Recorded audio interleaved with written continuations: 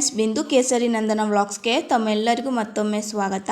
Friends, ಇವತ್ತಿನ ವಿಡಿಯೋದಲ್ಲಿ ನಾವು ಮಾರ್ಕೆಟಿಂದ ತರಕಾರಿ ತೊಗೊಂಬಂದಾಗ ಆಲ್ಮೋಸ್ಟ್ ಒಂದು ತಿಂಗಳಾದರೂ ಕೂಡ ಏನೂ ಆಗಲ್ಲ, ಅದೇ ರೀತಿ ಫ್ರೆಶ್ಶಾಗಿ ಯಾವ ರೀತಿ ಇಟ್ಕೋಬೋದು ಅಂಥೇಳಿ ಈ ವಿಡಿಯೋದಲ್ಲಿ ನೋಡೋಣ. ಯಾವಾಗಲೂ ಅಷ್ಟೇ ಫ್ರೆಂಡ್ಸ್, ನಾವು ತರಕಾರಿನ ಫಸ್ಟ್ ನಾವು ಏನು ಮಾರ್ಕೆಟಿಂದ ತೊಗೊಂಬರ್ತೀವಲ್ಲ, ತಂದ ತಕ್ಷಣವೇ ಒಂದು ದೊಡ್ಡ ಪುಟ್ಟಿಯಲ್ಲಿ ಹಾಕ್ಕೊಂಡು ಅದನ್ನು ಒಂದು 2-3 ಸಲ ನಾವು ನೀಟಾಗಿ ವಾಶ್ ಮಾಡಬೇಕಾಗುತ್ತೆ. ಏನಕ್ಕೆ ಅಂದರೆ ಅಲ್ಲಿಂದ ತಂದ ತಕ್ಷಣವೇ ಅದರಲ್ಲಿ ಸ್ವಲ್ಪ ಮಣ್ಣಿರುತ್ತೆ, ಧೂಳಿರುತ್ತೆ. ಅದನ್ನು ನಾವು ರೋಡ್ ಸೈಡಲ್ಲೇ ಮಾಡ್ತಿರ್ತಾರಲ್ವ, ಹಂಗಾಗಿ ಧೂಳು ಜಾಸ್ತಿ ಇರುತ್ತೆ. ಅದನ್ನೇ ನಾವು ಫ್ರೀಝರಲ್ಲಿ ಇಟ್ಟಾಗ ಫ್ರೀಝರ್ ಕೂಡ ತುಂಬಾ ಸ್ಮೆಲ್ ಬರ್ತಾ ಇರುತ್ತೆ. ಹಾಗಾಗಿ ನೀಟಾಗಿ ಕ್ಲೀನ್ ಮಾಡಿಟ್ರೆ ನೋಡೋಕ್ಕೂ ಕೂಡ ಚೆನ್ನಾಗಿರುತ್ತೆ, ಹಾಗೆ ನಮ್ಮ ಫ್ರಿಡ್ಜ್ ಕೂಡ ನೀಟಾಗಿರುತ್ತೆ. ಹಾಗೆ ಅಡುಗೆ ಮಾಡೋದು ಕೂಡ ತುಂಬಾ ಈಸಿ ಆಗುತ್ತೆ. ಏನಕ್ಕೆ ಅಂತ ಹೇಳಿದ್ರೆ ನಾವು ಕ್ಲೀನಾಗಿ ಇಟ್ಕೊಂಡಿರ್ತೀವಿ. ಫ್ರಿಡ್ಜಲ್ಲಿ ನೀಟಾಗಿ ಕ್ಲೀನಾಗಿ ಇಟ್ಕೊಂಡ್ರೆ ನಾವು ಬೇಗನೆ ಅಡುಗೆ ಕೂಡ ಮಾಡ್ಬೋದು. ಮತ್ತೆ ಅದನ್ನು ಕ್ಲೀನ್ ಮಾಡಿಕೊಂಡು ನಾವು ವಾಶ್ ಮಾಡ್ಕೊಂಡು ಮಾಡೋ ಅಷ್ಟೊತ್ತಿಗೆ ತುಂಬ ಟೈಮ್ ಆಗುತ್ತೆ. ಕ್ಲೀನಾಗಿ ಇಟ್ಕೊಂಡ್ರೆ ನಾವು ಬೇಗನೆ ನಾವು ಅಡುಗೆ ಮಾಡ್ಕೊಂಬಿಡ್ಬೋದಲ್ವ. ಅಂದರೆ ಕೆಲವೊಂದನ್ನು ನಾನು ಕಟ್ ಮಾಡಿ ಕೂಡ ಫ್ರಿಜ್ಜಲ್ಲಿ ಇಡ್ತೀನಿ. ಯಾವುದು ಅಂತೇಳಿ ಕೂಡ ತೋರಿಸ್ತೀನಿ ನಿಮಗೆ. ನೋಡಿ, ಫಸ್ಟು ಒಂದು ದೊಡ್ಡ ಟಬ್ಬು ತೊಗೊಂಡು, ಎಷ್ಟಾದರೂ ಆಗಲಿ, 1 kg ತರಲಿ, ಅರ್ಧ kgನೇ ತರಲಿ, ನೀವು ಯಾವಾಗಲೂ ಅಷ್ಟೇ ನೀಟಾಗಿ ಫ್ರಿಜ್ಜಲ್ಲಿ ಇಟ್ಕೊಳ್ಳಿ, ಕ್ಲೀನ್ ಮಾಡಿಬಿಟ್ಟು ಇಟ್ಕೊಳ್ಳಿ. ಹಾಗೆ ನಿಜವಾಗ್ಲೂ ಇಟ್ಕೋಬೇಡಿ. ಈ ರೀತಿ ಒಂದು ಏನು ಪಾತ್ರೆ ತೊಗೊಳ್ಳಿ. ನೀವು ತರಕಾರಿ ಮೇಲೆ ಡಿಪೆಂಡ್ ಆಗುತ್ತೆ. ಜಾಸ್ತಿ ತಂದಾಗ ಜಾಸ್ತಿ ಪುಟ್ಟಿ, ಕಮ್ಮಿ ತಂದಾಗ ಕಮ್ಮಿ. ಈ ರೀತಿ ನೋಡಿಕೊಂಡು ಪುಟ್ಟಿಯಲ್ಲಿ ಹಾಕ್ಕೊಂಡು ಮನೆ ಒಳಗೆ, ಅಂದರೆ ಕಿಚನ್ ಒಳಗೆ ಇದೆಲ್ಲ ಮಾಡ್ಕೊಳ್ಳೋದಕ್ಕಾಗಲ್ಲ, ಒಂದು ಸ್ವಲ್ಪ ಸ್ಪೇಸ್ ಯುಟಿಲಿಟಿ ಏರಿಯಾ ಅಂತ ಮಾಡ್ಕೊಂಡಿರ್ತೀವಲ್ಲ, ಅಲ್ಲಿ ಹೋಗ್ಬಿಟ್ಟು ಸ್ವಲ್ಪ ಜಾಸ್ತಿನೇ ನೀರು ಹಾಕ್ಬಿಟ್ಟು ನೀಟಾಗಿ ವಾಶ್ ಮಾಡಿ. ಕೆಲವೊಬ್ಬರು ಅದಕ್ಕೆ ಉಪ್ಪು ಹಾಕಿ ಸೋಕ್ ಮಾಡ್ತಾರೆ. ಆ ರೀತಿ ನಾನು ಕೆಲವೊಂದು ಸತಿ ಮಾಡ್ತೇನೆ ಅಷ್ಟೇ, ಪ್ರತಿ ಸತಿನೂ ಆ ರೀತಿ ಮಾಡಲ್ಲ. ಪ್ರತಿ ಸಲನೂ ಇದೇ ಥರನೇ ಮಾಡೋದು. ಅಂದರೆ ಒಂದು ಪುಟ್ಟಿಯಲ್ಲಿ ನೀರು ಹಾಕ್ಬಿಟ್ಟು ನೀಟಾಗಿ 2-3 ಸಲ ವಾಶ್ ಮಾಡಿಬಿಟ್ಟು ನೀರು ಪದೇ ಚೆಲ್ತೀನಿ. ಚೆಲ್ಬಿಟ್ಟು ಏನು ಮಾಡಬೇಕು ಅಂತೇಳಿದ್ರೆ, ಒಂದು ಪುಟ್ಟಿ ಇರುತ್ತಲ್ಲ ಅದರೊಳಗೆ ಹಾಕ್ತೀನಿ. ಅಂದರೆ ನೀರೆಲ್ಲ ಕೆಳಗಡೆ ಎಲ್ಲ ಬಿಟ್ಕೊಂಡ್ಲಿ ಅಂತ. ತೂತಿರುತ್ತಲ್ಲ ಬಿದಿರು ಪುಟ್ಟಿ, ಅದರಲ್ಲಿ ಹಾಕ್ಬಿಟ್ರೆ ನೀರೆಲ್ಲ ಕೆಳಗೆ ಚೆಲ್ಲಿರುತ್ತೆ, ಬಸ್ತಿರುತ್ತೆ. ನಾವೇನು ಮಾಡ್ಬೋದು ಅಂತೇಳಿದ್ರೆ, ಒಂದು ಬಟ್ಟೆ ಮೇಲೆ ಒಣಗಾಕ್ಬೋದು. ನೋಡಿ ಎಷ್ಟು ಧೂಳು ಬರ್ತಾ ಇದೆ ಅಲ್ವಾ.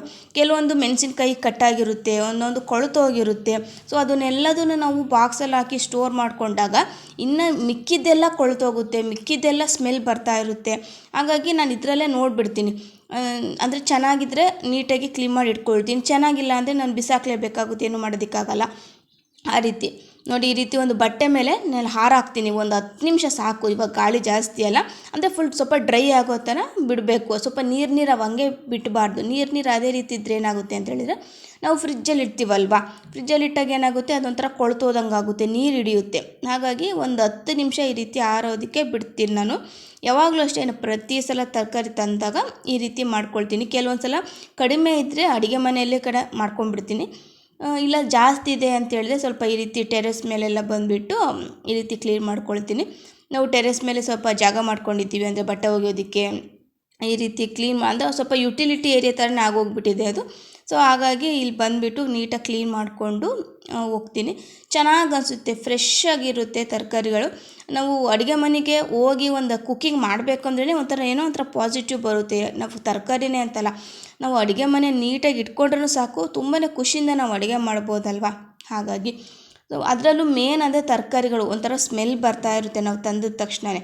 ಹಾಗಾಗಿ ನೀಟಾಗಿ ಫ್ರೆಶ್ಶಾಗಿ ಇಟ್ಕೊಂಡ್ರೆ ನಮಗೂ ಅಂದರೆ ಏನೋ ಒಂಥರ ಖುಷಿ. ಹೆಣ್ಮಕ್ಳಿಗೆ ಏನಂದರೆ ಮನೆಗಳು ನೀಟಾಗಿರಬೇಕು, ಕಿಚನ್ ನೀಟಾಗಿರಬೇಕು. ಆಗ ಮನಸ್ಸಿಗೆ ಒಂಥರ ಏನೋ ಒಂಥರ ಖುಷಿ. ಆ ಖುಷಿ ಹೆಣ್ಮಕ್ಳಿಗೆ ಮಾತ್ರ ಗೊತ್ತಿರುತ್ತೆ. ನನಗಂತೂ ನಿಜ ಮನೆ ನೀಟಾಗಿದ್ದಷ್ಟು ಖುಷಿ ಆಗುತ್ತೆ. ಅಂದರೆ ಬೆಳಿಗ್ಗೆ ಪೂಜೆ ಮಾಡಿದರೆ ಇನ್ನೂ ಖುಷಿ. ಈ ರೀತಿ ಇನ್ನು ಇವಾಗ ನೋಡಿ, ಜವೆ ಗೋಧಿನೂ ಅಷ್ಟೇ ತೊಳೆದಾಕಿದ್ದೀನಿ, ಹಾಗೆ ಅಕ್ಕಿ ಕೂಡ ತೊಳೆದಾಕಿದ್ದೀನಿ. ಜವೆ ಗೋಧಿ ಅಂದರೆ ಉಪ್ಪಿಟ್ಟಿಗೆ ಗೋಧಿ ಹಾಕ್ಸ್ಕೊಂಬರ್ತೀವಿ. ಕೆಲವೊಂದು ಪಾಕೆಟ್ ಕೂಡ ತಿಂತೀವಿ, ತಿನ್ನಲ್ಲ ಅಂತಲ್ಲ. ಇದು ತುಂಬ ರುಚಿಯಾಗಿರುತ್ತೆ. ಅಂದರೆ ಜವೆ ಗೋಧಿನ ತಂದುಬಿಟ್ಟು ಒಣಗಿಸಿ ನಾವು ರವೆ ಮಾಡಿಬಿಟ್ಟು ಉಪ್ಪಿಟ್ಟು ಮಾಡ್ಕೊಂಡು ತಿನ್ನೋದು ಸೂಪರಾಗಿರುತ್ತೆ. ಒಂದು ಸಲ ಇದನ್ನು ತಂದುಬಿಟ್ಟು ನೀವು ಟ್ರೈ ಮಾಡಿ, ತುಂಬ ಚೆನ್ನಾಗಿರುತ್ತೆ. ಉಪ್ಪಿಟ್ಟು ಇನ್ನೂ ಬೇಕು ಅನಿಸುತ್ತೆ. ಉಪ್ಪಿಟ್ಟು ತಿನ್ನೋದಕ್ಕೆ ಇಷ್ಟಪಡಲ್ವಲ್ಲ, ಅವ್ರು ಖಂಡಿತವಾಗ್ಲೂ ಈ ಉಪ್ಪಿಟ್ಟು ತುಂಬಾ ಇಷ್ಟಪಟ್ಟು ತಿಂತೀರ. ಒಂದು ಸಲ ಟ್ರೈ ಮಾಡಿ. ಜವೆ ಗೋಧಿ ಅಂತೇಳಿ ಸಿಗುತ್ತೆ ಮಾರ್ಕೆಟಲ್ಲಿ. ಅದನ್ನು ತಂದುಬಿಟ್ಟು ಒಣಗಿಸ್ಬಿಟ್ಟು, ಅಂದರೆ ತೊಳೆದು ಒಣಗಿಸ್ಬಿಟ್ಟು ನೀವು ರವೆನೇ ಹಾಕ್ಸ್ಕೊಂಬರ್ಬೇಕು. ಮಿಷಿನಲ್ಲಿ ಕೇಳಿದ್ರೆ ಹೇಳ್ತಾರೆ, ಮಿಷಿನ್ ಹಾಕೋರಿಗೆ. ಅಂದರೆ ಉಪ್ಪಿಟ್ಟಿಗೆ ರವೆ ಥರ ಹಾಕ್ಕೊಡಿ ಅಂತ ಹೇಳಿದ್ರೆ ಹಾಕ್ಕೊಡ್ತಾರೆ. ತಂದುಬಿಟ್ಟು ನೀವು ಉಪ್ಪಿಟ್ಟು ಮಾಡ್ಕೊಳ್ಳಿ, ತುಂಬ ಚೆನ್ನಾಗಿರುತ್ತೆ. ನೋಡಿ ಇನ್ನು ಇವಾಗ ತರಕಾರಿಗಳನ್ನ ಏನು ಮಾಡ್ತಾಯಿದ್ದೀನಿ ಅಂತ ಹೇಳಿದರೆ, ಈ ಥರ ಗೆಡ್ಡೆಕೋಸುಗಳೆಲ್ಲ ಇರುತ್ತಲ್ಲ, ಇದು ನನಗೆ ಬಾಕ್ಸಲ್ಲಿ ಅಂದರೆ ಸ್ಟೋರೇಜ್ ಕಮ್ಮಿ ಇರೋದ್ರಿಂದ ಈ ರೀತಿ ಏನು ಮಾಡ್ತೀನಿ ಅಂತ ಹೇಳಿದರೆ, ನಾನು ಇದನ್ನು ನೀಟಾಗಿ ಸಿಪ್ಪೆ ಎಲ್ಲ ತೆಗೆದುಬಿಟ್ಟು ಕಟ್ ಮಾಡಿಬಿಟ್ಟು ಬಾಕ್ಸಲ್ಲಿ ಸ್ಟೋರ್ ಮಾಡ್ಕೊಳ್ತೀನಿ. ವಾಶ್ ಮಾಡಿರ್ತೀನಲ್ಲ, ಹಾಗಾಗಿ ಡೈರೆಕ್ಟ್ ಅಡುಗೆ ಬಳಸೋದೇ ಇದು. ಸೂಪರಾಗಿರುತ್ತೆ, ನೀಟಾಗಿ ಕ್ಲೀನಾಗಿರುತ್ತೆ, ಮತ್ತು ನಾವು ವಾಶ್ ಮಾಡ್ಕೊಳೋ ಅಂಥದ್ದು ಏನಿರಲ್ಲ. ನೋಡಿ ಬೆಂಡೆಕಾಯಿನೂ ಅಷ್ಟೇ ನಾನು ಇವಾಗ ನೀಟಾಗಿ ಕಟ್ ಮಾಡ್ಕೊಳ್ತಾ ಇದ್ದೀನಿ. ಬೆಂಡೆಕಾಯಲ್ಲಿ ಹುಳ ಇರುತ್ತೆ, ನಾವು ನೋಡಿಕೊಂಡು ಕಟ್ ಮಾಡ್ಕೊಬೇಕು. ನನಗೂ ಸುಮಾರು ಹುಳ ಸಿಕ್ಕಿದೆ, ತೋರಿಸ್ತೀನಿ ನಿಮಗೆ ನೆಕ್ಸ್ಟ್. ಇವಾಗಲೇ ನೋಡಿ ತುಂಬ ನೀಟಾಗೆ, ಅಂದರೆ ಹುಳಗಳೆಲ್ಲ ಇರುತ್ತೆ, ಅದನ್ನು ಒಂದಿಂದ ಇನ್ನೆಲ್ಲ ಆಗುತ್ತೆ. ಎಷ್ಟೋ ತರಕಾರಿ, ಒಂದು 4 ತರಕಾರಿ ಕೆಟ್ಟೋಗಿದೆ ಅಂತೇಳಿದರೆ ಇನ್ನು ಮಿಕ್ಕಿದ್ದು ಅಷ್ಟು ಕೆಟ್ಟೋಗೋದಕ್ಕಿಂತ ತಂದ ತಕ್ಷಣವೇ ಈ ರೀತಿ ಕ್ಲೀನ್ ಮಾಡ್ಕೊಂಡು ಇಟ್ಕೊಂಡ್ರೆ, ನೋಡಿ ಹುಳ ನೋಡಿ ಅಲ್ವಾ, ತಂದ ತಕ್ಷಣವೇ ಈ ರೀತಿ ಕ್ಲೀನ್ ಮಾಡಿ ಇಟ್ಕೊಂಡ್ರೆ ಎಷ್ಟು ಕೆಟ್ಟೋಗಿರುತ್ತೋ ಅದನ್ನು ಮಾತ್ರ ನಾವು ಡಸ್ಟ್ಬಿನ್ಗೆ ಹಾಕ್ತೀವಿ.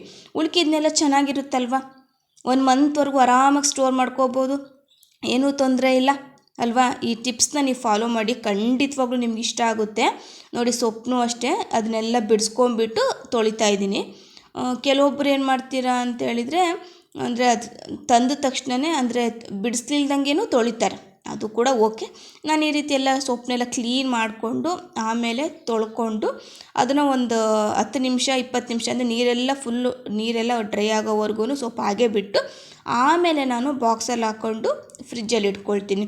ಈ ರೀತಿ ಮಾಡೋದ್ರಿಂದ ಆರಾಮ್ಸೆ ನೀವು ಒಂದು 20ರಿಂದ 30 ದಿನ ಫ್ರೆಶ್ ಆಗಿರುವಂತಹ ಸೊಪ್ಪುಗಳನ್ನ ತಿನ್ಬೋದು.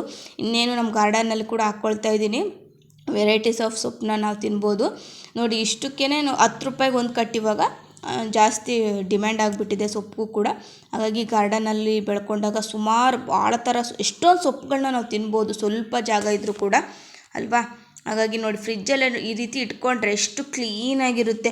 ಅಂದರೆ ಫ್ರಿಜ್ನ ಅದೇ ರೀತಿ ಇಡಬಾರ್ದು, ಇನ್ನೊಂದು ಹೇಳಿದರೆ ಅಂದರೆ ಬಾಕ್ಸಲ್ಲಿ ಸ್ಟೋರ್ ಮಾಡ್ಕೊಂಡ್ಮೇಲೆ ಫಸ್ಟು ಫ್ರಿಜ್ನೆಲ್ಲ ಕ್ಲೀನ್ ಮಾಡ್ಕೊಬೇಕು. ಯಾಕಂದರೆ ನಾವು ಅಲ್ಲಲ್ಲಿ ಏನಾದ್ರು ಚೆಲ್ಕೊಂಡಿರ್ತೀವಿ, ಹಾಲು ಮೊಸರು ಸ್ವಲ್ಪ ಚೆಲ್ಲಿರುತ್ತಲ್ವ, ಅವಾಗೆ ಕ್ಲೀನ್ ಮಾಡ್ಕೊತೀವಿ, ಆದರೂ ಕೂಡ ಸ್ವಲ್ಪ ಅಂಟು ಎಲ್ಲ ಇರುತ್ತೆ. ಹಾಗಾಗಿ ಈ ರೀತಿ ಕ್ಲೀನ್ ಮಾಡಿಕೊಂಡು ನಾವು ಬಾಕ್ಸಲ್ಲಿ ಸ್ಟೋರ್ ಮಾಡಿ ಈ ರೀತಿ ಫ್ರಿಜ್ಜಲ್ಲಿ ಇಡೋದ್ರಿಂದ ಎಷ್ಟು ಚೆನ್ನಾಗಿ ನಿಮಗೂ ಕೂಡ ಈಸಿ ಆಗುತ್ತೆ. ಒಂದು ಸಲ ಟ್ರೈ ಮಾಡಿ. ಈ ಬಾಕ್ಸ್ನ ತೊಗೊಂಡು ಆಲ್ಮೋಸ್ಟ್ ಒಂದು 6 ಮಂತ್ ಆಗ್ತಾ ಬರ್ತಾಯಿದೆ, ತುಂಬಾ ಚೆನ್ನಾಗಿದೆ, ಯಾವುದೇ ರೀತಿ ಡ್ಯಾಮೇಜ್ ಇಲ್ಲ. ಇದು ನಾನು ಆನ್ಲೈನಲ್ಲಿ ಪರ್ಚೇಸ್ ಮಾಡಿದ್ದು, ನೀವು ಕೂಡ ಆನ್ಲೈನಲ್ಲಿ ತೊಗೊಳ್ಳಿ, ತುಂಬ ನೀಟಾಗಿ ಇಟ್ಕೋಬೋದು ಅನ್ನೋ ಉದ್ದೇಶ ಅಷ್ಟೇ. ನೋಡಿದ್ರಲ್ಲ ಫ್ರೆಂಡ್ಸ್, ಇದಿಷ್ಟು ಇವತ್ತಿನ ವಿಡಿಯೋ. ತಮ್ಮೆಲ್ಲರಿಗೂ ಈ ವಿಡಿಯೋ ಇಷ್ಟ ಆಗಿದೆ ಅಂತೇಳಿ ಅಂದ್ಕೊಳ್ತಾ ಇದ್ದೀನಿ. ಇಷ್ಟ ಆದರೆ ಗೊತ್ತಲ್ಲ, ಲೈಕ್ ಮಾಡಿ, ಶೇರ್ ಮಾಡಿ, ಕಮೆಂಟ್ ಮಾಡಿ. ಆದಷ್ಟು ಬೇಗ ಮುಂದಿನ ವ್ಲಾಗಲ್ಲಿ ಸಿಗ್ತೀನಿ. ಅಲ್ಲಿವರೆಗೂ ಟೇಕ್ ಕೇರ್, ಬಾಯ್.